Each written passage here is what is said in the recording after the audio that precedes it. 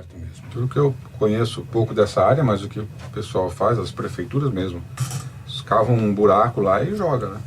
O problema é que os mais lixões, ou menos isso, né? Os lixões foram criados há muitos anos e no momento que eles foram criados, eles estavam longe dos grandes centros, né? A cidade foi crescendo, foi se urbanizando e o lixão foi sendo incorporado à região metropolitana daquela cidade, né? Certo. E aí que acontece, essa região urbana. Então, o lixão hoje, as pessoas convivem com o lixo muito próximo de suas casas, os lixões são grandes vetores de doença, muitos vetores de doença, proliferação de animais peçonhentos e tudo mais. Contaminação, né? De lençol freático. E aí vem água, essa, né? Parte, né? A emissão de metano, que é 21 vezes mais prejudicial e mais poluente que o CO2, que o carbono. Que é um gás de efeito estufa. Que é um gás do aquecimento global, exato, né? Chamamos aqui a atenção para os desafios do aquecimento global. Aliás, tem uma coisa importante para a gente observar os créditos de carbono, que são aqueles, para quem não conhece o crédito de carbono, é quando tem um projeto que reduz a emissão desses gases, de acordo com uma metodologia lá, elaborada pela ONU, etc. Uhum. Essa diminuição, essa redução geram créditos que têm valor no mercado, no mundo. Grande valor, inclusive. Grande valor. E cada tonelada que é reduzida, de acordo com o projeto aprovado, né, ela tem um valor de mercado, tem compradores, né, no mundo todo, países, empresas que são obrigadas a reduzir as suas emissões por força do acordo do clima, né, do Tratado de Kyoto, né? O famoso Tratado de Kyoto. Então eles têm que comprar, quando eles não reduzem, comprar o crédito de algum outro país. E no Brasil, os créditos que a gente conseguiu aqui já comercializar foram em cima do aterros sanitários. Do aterro sanitário, que vem dessa questão, não é? Da não emissão de metano. Mas explica para nós, como é que funciona. Até a própria Prefeitura de São Paulo, tivemos dois leilões, né? O Aterro Bandeirantes, com a Prefeitura de São Paulo, são parceiros, né? Certo. Fizeram um projeto de MDL, porque, veja bem, existe uma coisa assim, o Brasil é um dos maiores países do mundo em projetos de MDL. Na verdade, MDL está... Vamos explicar para o ouvinte, que às vezes é uma palavrinha difícil. MDL é Mecanismo de Desenvolvimento Limpo, que é uma metodologia, vamos falar uma das 3 metodologias que o Tratado de Kyoto estipulou para se negociar crédito de carbono. Isso, simplificadamente é isso. Tá? E a única metodologia que foi disponibilizada para o terceiro mundo, assim chamado, que eu não considero o Brasil país de terceiro mundo, mas certo. É assim que eles consideram. Ou melhor assim, países em desenvolvimento ou emergentes. Isso. MDL é a única tecnologia que foi estipulada pela ONU para ser usada pelos países emergentes.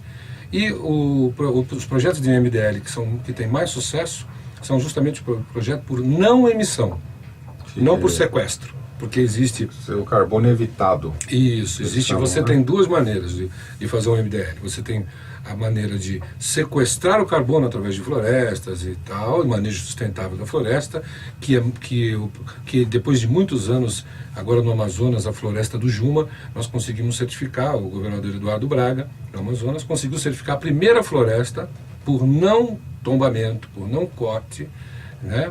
É o carbono evitado. Então ali conseguiu a primeira floresta. Isso foi uma história do Amazonas? Foi Amazonas, isso. Amazonas, né? Agora, veja bem, isso é muito comum nos aterros sanitários, porque a partir do momento que o metano, que é emitido pela compostagem do resíduo, ele é canalizado e se transforma em energia, ele deixa de emitir. Então, por deixar de emitir, isso gera o crédito de carbono. Então, esses créditos que nós tivemos aqui nos leilões da Prefeitura de São Paulo foram por... não emitir. Alguma tecnologia que foi usada para redução dessa emissão ou foi a reutilização? Reutilização do gás, da energia. Produção em algum sistema de produção de energia elétrica? A energia foi reutilizada no próprio aterro. No próprio aterro. No próprio aterro, e parte dela pode ser disponibilizada. Nós temos no Brasil assim, mais aterros desse tipo que o Brasil poderia estar implementando projetos desse tipo? Sim, temos. E já tem vários aterros, esses grandes aterros que trabalham dentro da legislação ambiental. A maioria desses aterros, eles já estão todos eles já com seus projetos de MDL, inclusive em andamento, porque isso é um processo que demora aproximadamente de 1 ano e meio a 2. Demora, né? Entre você instalar o processo e você conseguir atingir todas as metas do Kyoto, registrar o projeto, fazer todo o trabalho, aí você demora em torno de 1 ano e meio a 2 anos para que você comece a receber os créditos. Mas tem que ser um porte razoável esses lixões, esses aterros, né? Olha, nem Qual que é só... a diferença? Vamos fazer uma pergunta aqui. Qual a diferença do lixão e aterro sanitário? Sim, é uma boa pergunta, porque muita gente não entende sobre Exato. isso. Bom, quando você fala em lixão, você fala numa área que não está pré-estipulada nem pré-determinada para receber o lixo, porque ela não teve nenhum tratamento no solo para receber esse resíduo. Então, por exemplo, um lixão geralmente é um local onde as pessoas despejam o lixo de forma irregular, né? E esse lixo acaba entrando em decomposição, e entrando em decomposição ele gera um líquido chamado churume. Chorume, né? O churume é um líquido que ele lixivia pelo solo, né? E acaba infectando os lençóis freáticos, os rios subterrâneos e tal, e isso acaba com a água, né? Contamina totalmente a água. Então, isso sem contar também o impacto que ele causa no solo, não só na água, como o impacto que ele causa no solo. E também o lixão a céu aberto lixivia o churume e também emite muito metano na sua decomposição, o que causa a proliferação de ratos e outros animais, né? E também o povoamento enorme de urubus e animais que vivem de carniça, porque estão tudo ali. Isso causa muita doença. Se para cada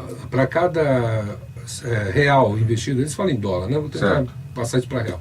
Para cada real investido em lixão, por exemplo, em aterro sanitário ou em saneamento, nós deixaríamos de gastar R$4 em saúde pública.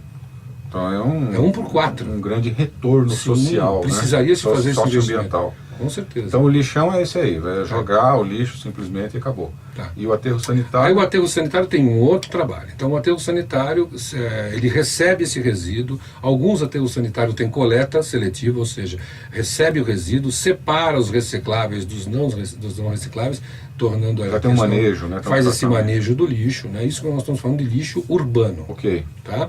Então separa os recicláveis, o que dá possível de ser separado, né? E aí o que não pode ser reciclável é enterrado. Só que antes de ser enterrado, essa vamos chamar assim de cova, né, que foi aberto, né, uma célula, mas é uma cova, né, que foi aberta, ela recebe uma manta que permeabiliza todo esse solo, tá? E são colocados tubos para drenar o churume. Então veja bem, olha que diferença. Jogou num local onde está impermeabilizado o solo, não vai lixiviar ali, não vai ter problema com o lençol freático, e ainda o churume que é produzido nesse processo, ele é canalizado para tratamento de efluentes, para ser tratado em efluentes. Então, um aterro sanitário tem essa diferença de um lixão. Mas veja bem, na minha concepção, que hoje temos tecnologias brasileiras, inclusive, para dar fim e destino ambientalmente adequado para todo tipo de resíduo, eu não vejo mais por que enterrar o problema, porque isso é você pegar um problema e enterrar ele.